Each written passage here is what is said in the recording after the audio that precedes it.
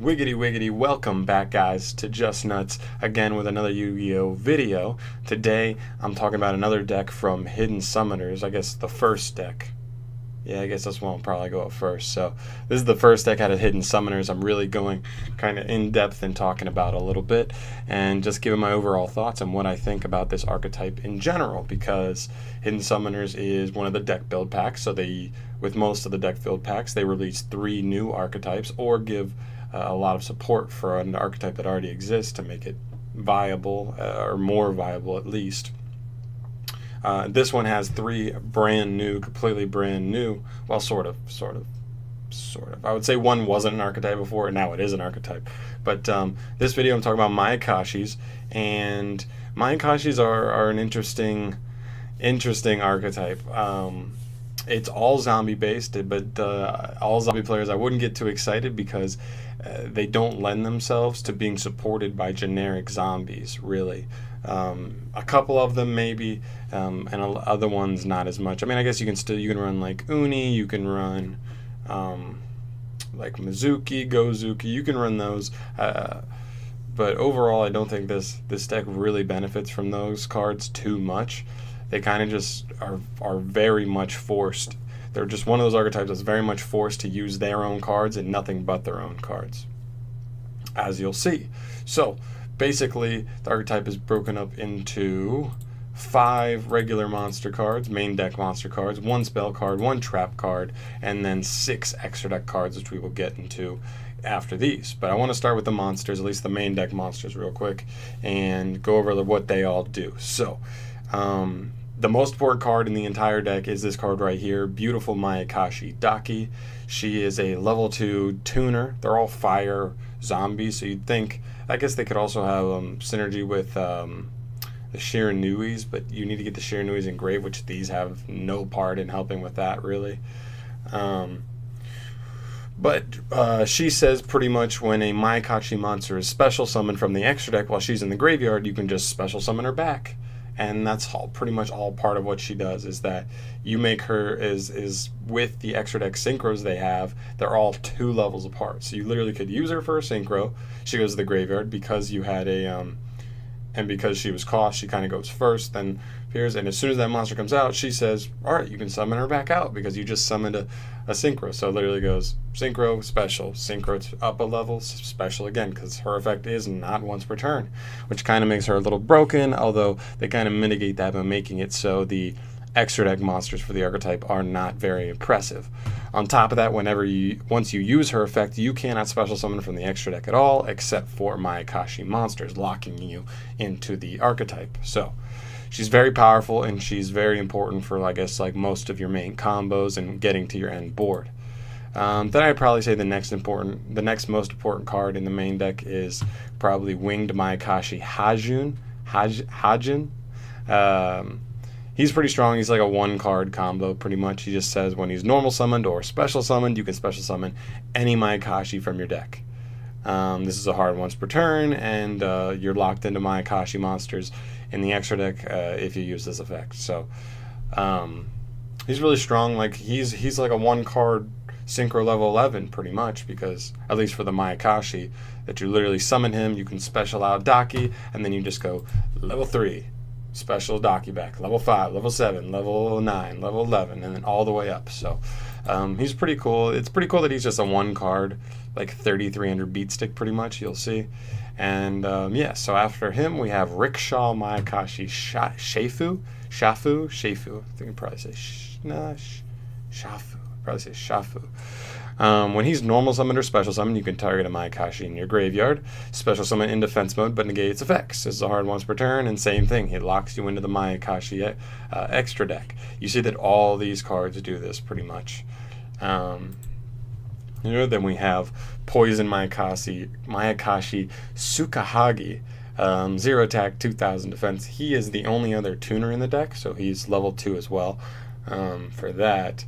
And you can only control 1 of him. If a Mayakashi monster is destroyed by battle or an opponent's card effect while this card's in the graveyard, you can special summon it back out and locks you into the Mayakashi extra deck. Again, they all do. You're not allowed to have an extra deck except for Mayakashi monsters. So That's pretty interesting. Then we have Corpse Mayakashi Yasha. This card's pretty important, I feel like, just for getting another Mayakashi on board, because you just need to get 2 on board, one being a tuner, and then like you can just go. You can either use him as a 1-card play, pretty much, or you can have him with any of the tuners to normal summon, and you can get going. So he says discard another Mayakashi monster to special summon this card from the hand. Hard once return and locks you into the Mayakashi extra deck. Surprise, surprise. He's pretty cool though. I think he's one of my more personally liked cards in the deck. Then we have the spell card. It says take 1 Mayakashi card from your deck and either add it to your hand or send it to the graveyard. That's pretty good card just in general. That's a pretty generically like good card for the archetype, because you can just send Daki, and as long as you have like Hajin in hand, you can just do your thing and just start. And Daki's already engraved, so as long as you can synchro once, you just go bloop, bloop, bloop, bloop, bloop, bloop, bloop, climb the ladder.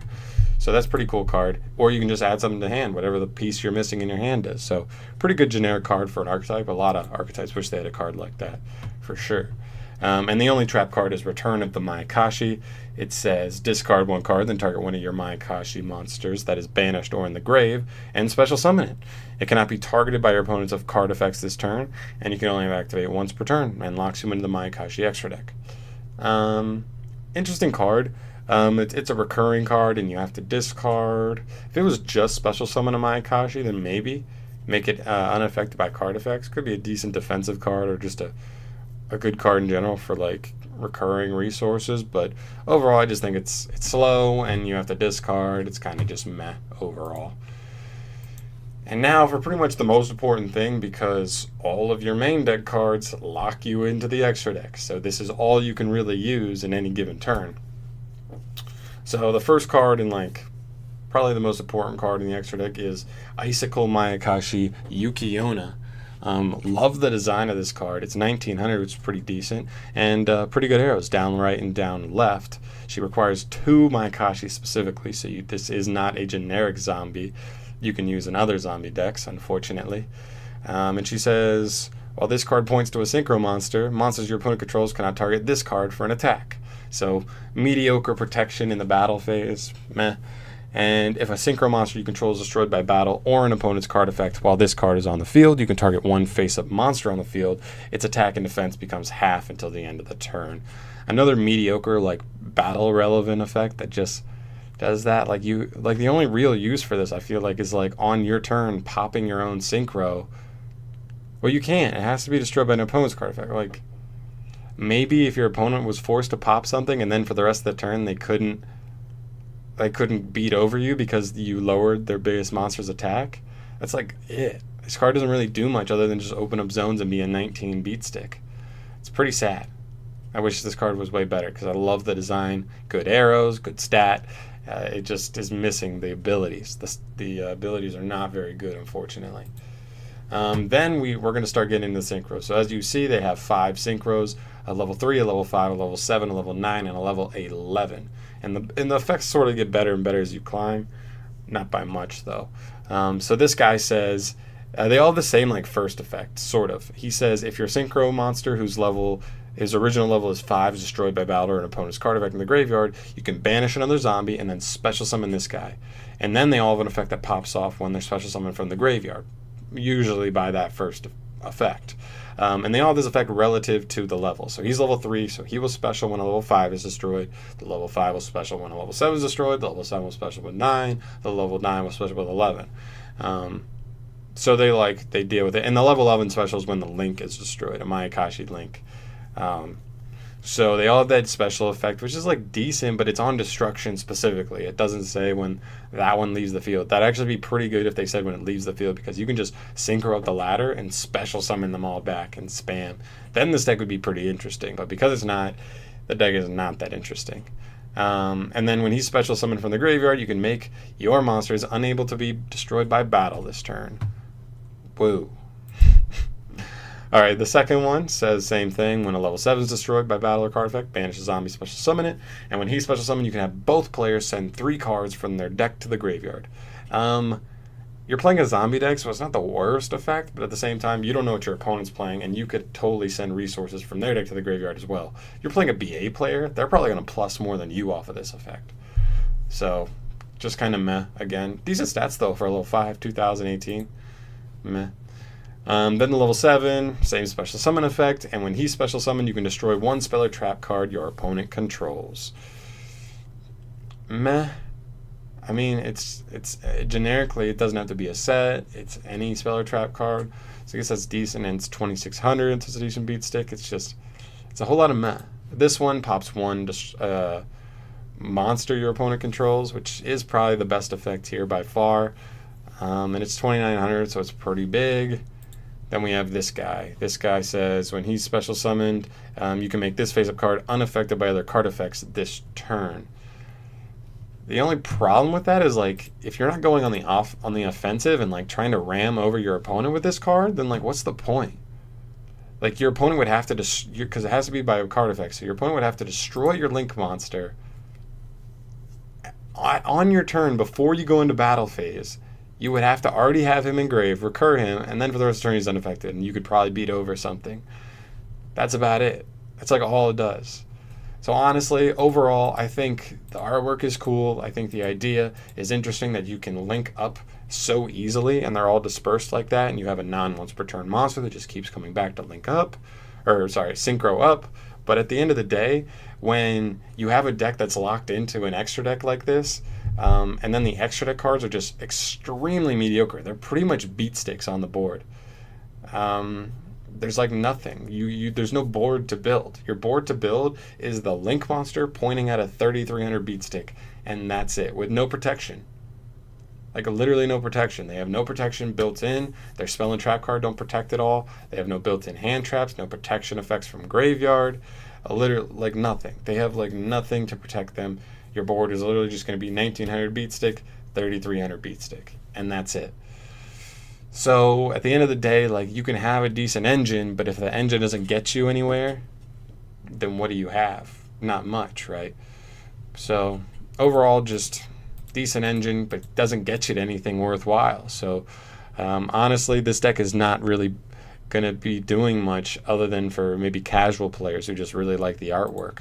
And until they get more support, they're kind of locked into playing this way for sure.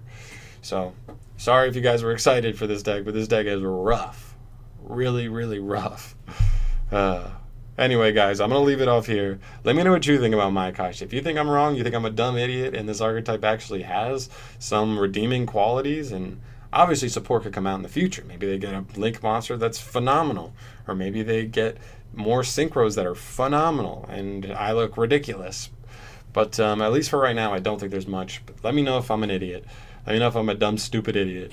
And thank you so much for watching. If you enjoyed this video, subscribe for more, because I'm on the Yu-Gi-Oh! Grind for the foreseeable future. Enjoy the rest of your Friday? I guess it's Friday now. Bye, guys.